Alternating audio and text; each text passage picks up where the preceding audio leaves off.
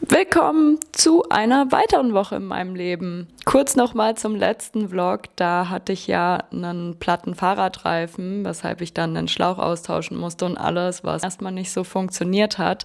Am Sonntag bin ich ja dann wieder mit dem Rad zur Arbeit gefahren und es ist gefahren.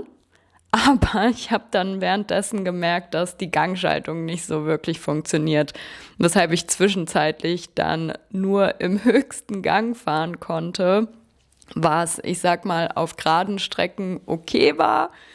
Bergauf war ein bisschen happig. Am Ende habe ich es pünktlich zur Arbeit geschafft. Und das war für mich das Wichtigste und habe es dann eben auch wieder von der Arbeit nach Hause geschafft. Allerdings sollte ich mir vielleicht die Gangschaltung dann die Tage nochmal anschauen.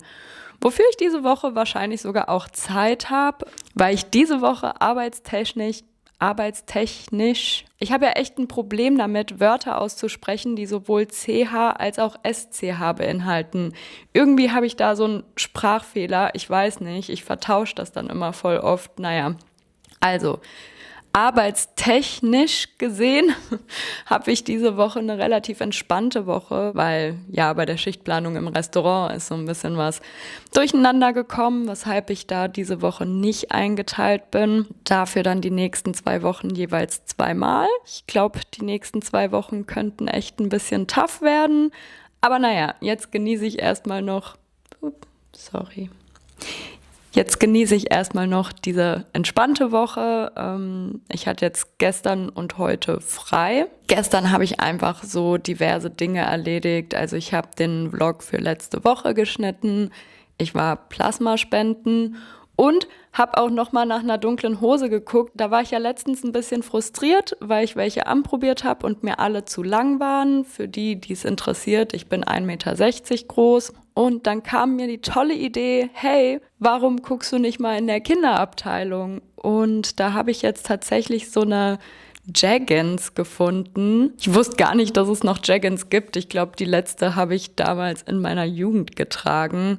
Aber ich finde die eigentlich ganz cool so vom Schnitt. Man muss halt gucken, dass oben der Bund vielleicht überdeckt ist, weil sonst sieht es ein bisschen blöd aus. Aber so für die Arbeit eigentlich optimal, weil es die Optik von einer Jeans hat, aber so ein bisschen gemütlicher und stretchiger ist. Heute steht mal wieder ein kleiner Ausflug an. Meine Mama und ich fahren nämlich zusammen nach Lorsch. Da gibt's ja ein Kloster und ein Freilichtmuseum, also diese ganzen Dinge, die ich total liebe. Das Schöne ist, seit gestern haben wir wirklich angenehmes Wetter. Also ich gucke aus dem Fenster, sehe den grauen Himmel und bin einfach glücklich. Schon ein bisschen traurig, aber ja, es war jetzt einfach ein bisschen zu viel diesen Sommer mit den ganzen Hitzewellen und ich hoffe jetzt einfach, dass das Wetter so bleibt, wie es jetzt ist. Es muss natürlich nicht die ganze Zeit bewölkt sein, aber bitte auch nicht nochmal über 30 Grad. Danach gehen wir dann auch noch zusammen was essen, worauf ich richtig Bock habe. Ich glaube, das wird echt ganz cool, aber lasst euch überraschen. Und genau, das ist so der Plan für den heutigen Tag. Meine Mama kommt auch so in einer knappen halben Stunde, um mich abzuholen, weshalb ich mir jetzt ganz schnell noch was zum Frühstücken machen werde. Falls ihr neu hier seid, hi, ich bin Melanie, Anfang 30 und weil der klassische 9-to-5 einfach nicht mein Ding war, habe ich beschlossen, es mit Content Creation zu versuchen. Das trägt natürlich finanziell noch nicht und leider kann ich auch nicht von Luft und Liebe leben. Deshalb habe ich aktuell noch 2 zusätzliche Servicejobs. Einen Teilzeitjob im Kino und einen Minijob im Restaurant. In diesem Vlog seht ihr, wie ich in einer eher ruhigen Woche versuche, so eine Balance aus YouTube, Arbeiten und Sozialleben zu finden. Generell zeige ich euch in meinen Videos ein ganz normales Leben von einer ganz normalen Person, die gerade versucht, sich etwas aufzubauen. Also, wenn es interessant für euch ist, dann freue ich mich, wenn ihr dabei bleibt.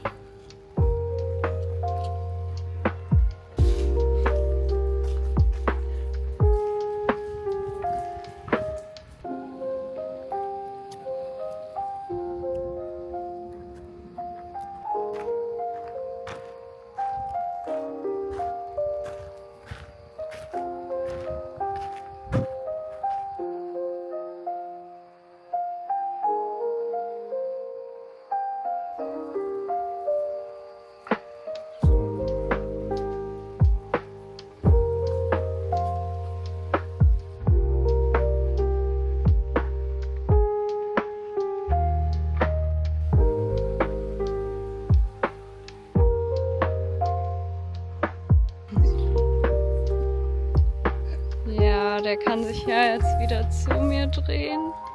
Ja. Diese Äuglein.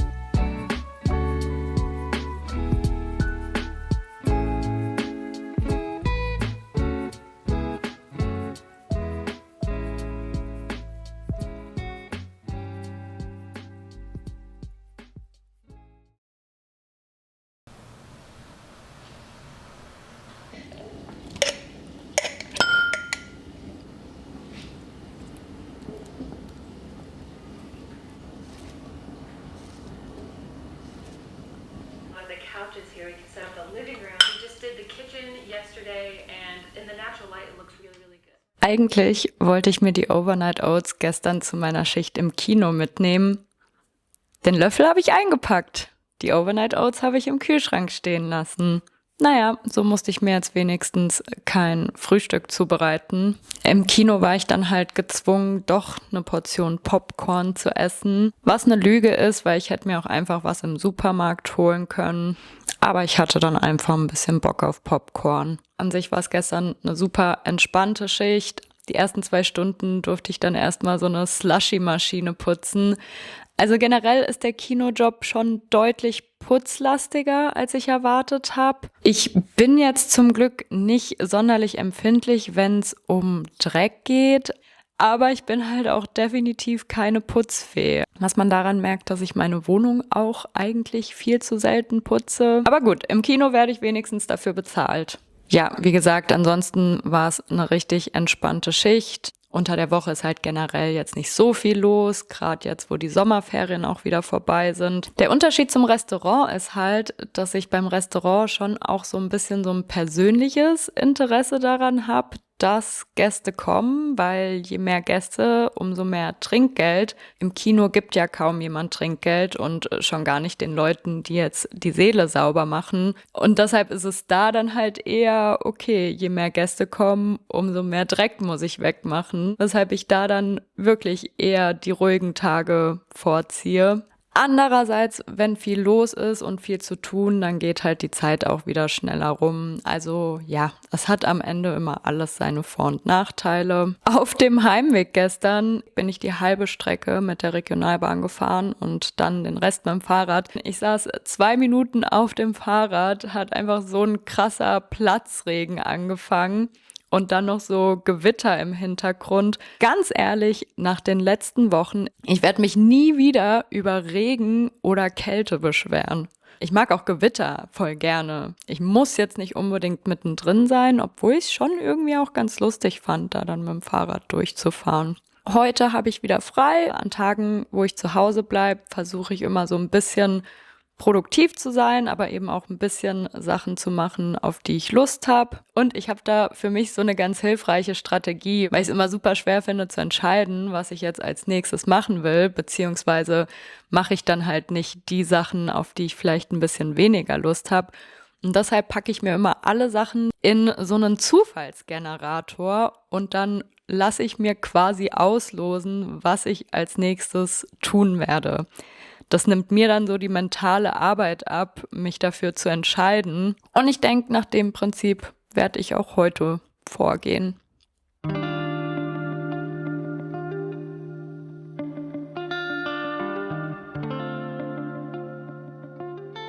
Ich bin gerade mal wieder dabei, so 3 Bücher parallel zu lesen. Das hatte ich mir jetzt letztens aus der Bibliothek ausgeliehen. Todeskuss mit Zuckerguss aus der Flavia Deleuze, weiß nicht genau, wie man es ausspricht, Reihe. Kennen vielleicht manche von euch. Da geht es um ein junges Mädchen in England in den 1950ern und die löst eben Mordfälle. Und das Ganze ist dann eben mit einer Prise britischem Humor geschrieben. Den mag ich ganz gerne. Ich habe angefangen, diese Reihe vor vielen Jahren zu lesen. Ich muss gestehen, ganz so spannend wie früher finde ich die auch nicht mehr. Aber ich mag trotzdem den Schreibstil und alles.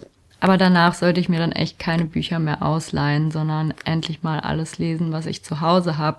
Und dann endlich mal anfangen, die Bücher zu lesen, die ihr mir empfohlen hattet, nachdem ich mein Lesevideo gemacht habe. Weil da bin ich eigentlich auch schon voll gespannt drauf. So viele Bücher zu lesen, so wenig Zeit. Am Ende habe ich es pünktlich ab. War ein bisschen happig. Ich konnte auch wieder mit dem Fahrrad und bin dann auch wieder mit dem Rad nach Hause gekommen. Boah, ich finde ja Wörter, ich habe ja echt ein Problem damit, Wörter auszusprechen, die sowohl CH als auch SCH beinhalten. Gestern kam ja mein neuer Vlog raus und was soll ich sagen, der läuft auch schon wieder richtig gut. Und da merkt man halt, ab einem bestimmten Punkt ist es auch ein bisschen wie so ein Schneeballsystem, weil wenn man mehr Leute hat, die regelmäßig die Videos schauen, dann starten die natürlich auch besser und dadurch werden sie wieder mehr anderen Leuten vorgeschlagen. Es macht mich gerade einfach so super glücklich, wie es läuft. Und es macht mich auch immer total glücklich, eure Kommentare zu lesen. Also ihr könnt euch vorstellen, bei den meisten Kommentaren, wenn ich die lese, ist mein Gesichtsausdruck dann ungefähr so. Weil ich sie einfach so süß finde. Und gerade wenn Leute schreiben so, dass sie sich besser fühlen, nachdem sie meine Videos gesehen haben, dass es so ein Wohlfühlort geworden ist, das sind so die Kommentare, die mir wirklich viel geben. Weil oft ist es so, wenn ich dann Leuten erzähle, ja, ich will mich mit Content Creation selbstständig machen, dass mir das fast ein bisschen unangenehm ist. Weil wenn ich an Content Creator oder Influencer oder so denke, habe ich immer eher so ein negatives Bild vor Augen. Das soll jetzt absolut nicht heißen, dass alle anderen Creator blöd sind oder komplett drüber oder so. Ich weiß, dass es wahrscheinlich auch noch eine Menge andere Leute gibt, die eben ähnlichen Content machen wie ich und da auch so ein bisschen ruhiger und bodenständiger sind. Eine Sache, über die ich auch viel nachdenke, ist, wie ich mich wohl verändern würde, wenn ich tatsächlich mal sehr erfolgreich werden sollte auf YouTube. Weil klar kann man im Vorhinein sagen, so, ja, das wird mich jetzt nicht groß beeinflussen, ich bleibe wie ich bin, aber ich glaube, man kann das gar nicht so richtig einschätzen, was Erfolg tatsächlich mit einem machen kann.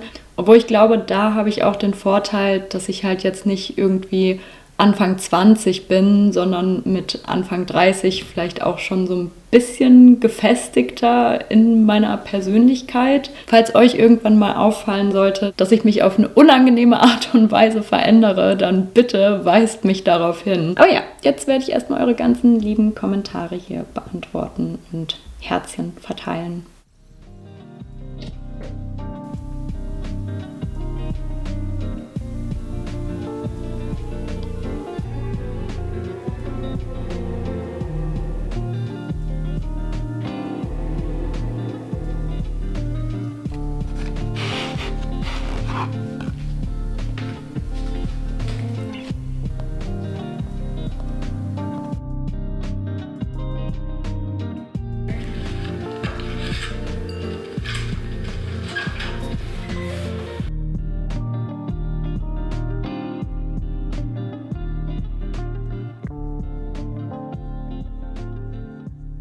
weil ich ja zu faul bin, mich zu schminken, beziehungsweise mittlerweile auch einfach das Gefühl von Make-up, also Mascara und so im Gesicht nicht mehr mag. Was aber auch nicht mag, wenn mein Gesicht zu leer aussieht, färbe ich mir regelmäßig die Augenbrauen und die Wimpern.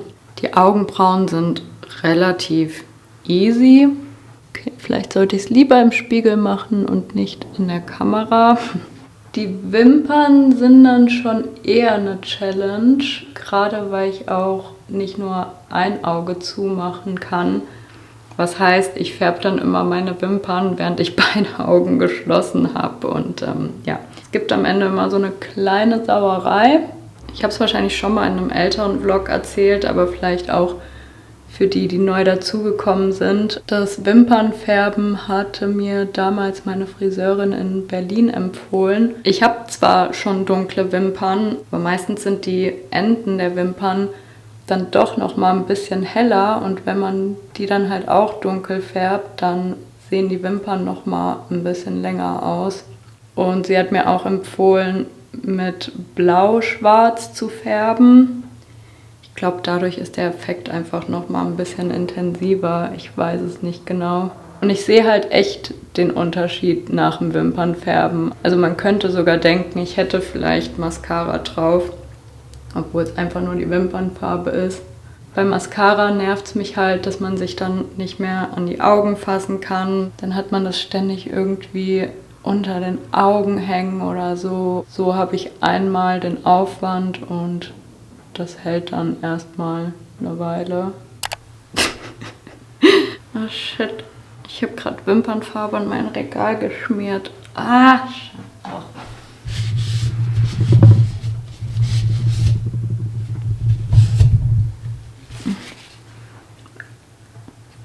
Mir ist gerade auch aufgefallen, dass ich in die Augenbrauenfarbe gar nicht die graue Farbe reingemacht habe. Normalerweise mische ich immer braun und grau, aber irgendwie habe ich das Gefühl, macht jetzt nicht so einen großen Unterschied. Jetzt beim Wimpernfärben werde ich nicht mitfilmen, weil da sehe ich ja eh schon selber nichts. Aber ich zeige euch dann gleich nochmal das finale Ergebnis. Auch wenn ich jetzt nicht so ein richtiges Vorher-Nachher-Video gemacht habe und ich weiß, ob man den Unterschied so gut erkennen wird, aber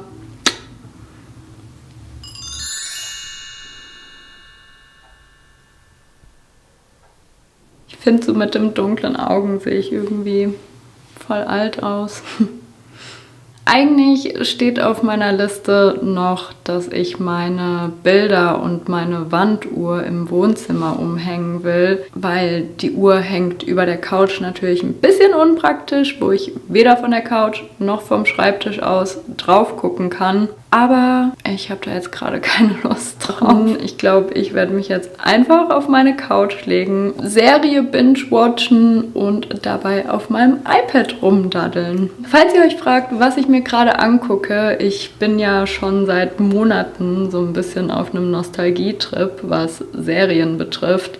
Und eigentlich hatte ich mein Prime-Abo ja letztens gekündigt, aber man kriegt da ja immer mal wieder so einen kostenlosen Probemonat angeboten und den habe ich mitgenommen und habe dann gesehen, dass es bei Prime Teen Wolf gibt.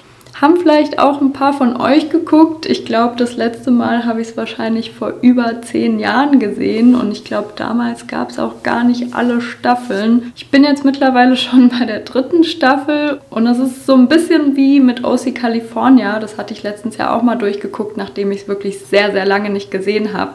So, man hat irgendwie diesen Nostalgiefaktor, aber weiß trotzdem nicht mehr so richtig, was eigentlich passiert. Ja, das wird jetzt so mein Programm für den restlichen Tag wahrscheinlich. Für einen Freitag war die gestrige Kinoschicht wirklich entspannt, muss ich sagen. Ich habe dann gestern auch noch was mitgenommen. Man hat ja als Kinomitarbeiterin so manchen Vorteil. Es war zwar nicht komplett umsonst, aber vergünstigt. Und zwar diesen Popcornbecher, also vielleicht erkennt ihr das ist von Super Mario Galaxy. Es ist ein Popcornbecher, aber der leuchtet auch. Also wenn man Batterien reinsetzt, wofür ich jetzt keine Zeit habe. Und außerdem würde ich sagen, macht es mehr Sinn, das im Dunkeln zu testen. Aber ja, ich glaube, das ist auch einfach irgendwie voll die süße kleine Wohnzimmerlampe. Heute kann es gerne wieder so entspannt werden wie gestern. Ich habe tatsächlich eine 8-Stunden-Schicht vor mir. Fange auch schon früher an, also um 13 Uhr, weil ich mir nämlich einen etwas früheren Feierabend gewünscht habe. Denn nach der Arbeit heute werde ich dann noch mit Freunden weggehen. Sozialleben bei diesen Arbeitszeiten ist natürlich nicht ganz leicht zu managen, aber es stand schon ein bisschen länger fest, dass wir heute Abend weggehen wollen. Und dann dachte ich, okay, dann kann ich ja zumindest davor arbeiten. Dann bin ich auch schon in Darmstadt und habe mich dafür für morgen als nicht verfügbar angegeben. Nicht, dass ich jetzt plane, mich Absturz zu betrinken. Auch wenn ich nicht verkatert sein werde, werde ich wahrscheinlich trotzdem einfach komplett fertig sein, weil es halt ein sehr langer, sehr bewegungsreicher Tag werden wird. Aber ich freue mich voll drauf. Jeder Mitarbeiter hat so einen kleinen Spind. Es ist ganz lustig, erinnert einen so ein bisschen an Schule. Beziehungsweise das, was man aus dem Fernsehen von amerikanischen Schulen kennt, weil zumindest wir hatten keine Schließfächer und ich glaube, in den meisten deutschen Schulen gibt's das auch nicht, obwohl das eigentlich sau praktisch wäre, weil dann würden die Leute nicht ständig ihre Bücher zu Hause vergessen. Aber egal, ich schweife ab. Also ich habe dann einen kleinen Spind, was heißt, ich kann diverse Sachen mitnehmen. Also ich werde mich danach natürlich einmal umziehen. Ich muss noch meinen Waschlappen und Duschgel einpacken, weil ihr könnt euch vorstellen, nach so einer Schicht im Kino riecht man vielleicht auch nicht mehr ganz so angenehm, dass ich mich da noch mal kurz irgendwie abwaschen kann. Alles, was ich dann halt beim Weggehen nicht brauche, kann ich einfach in meinem Spind lassen, zumal ich auch am Montag dann wieder arbeiten bin und dazwischen werde ich den Kram wahrscheinlich nicht brauchen. Übrigens habe ich heute auch zum ersten Mal bis 8:30 geschlafen. Ich habe mich richtig darüber gefreut. Also ich glaube, gestern war ich so gegen 12 zu Hause und bin dann um 1 ins Bett gegangen. Was heißt, ich habe gute 7,5 Stunden Schlaf bekommen. Ich hoffe, das liefert mir jetzt genug Energie für den heutigen Tag.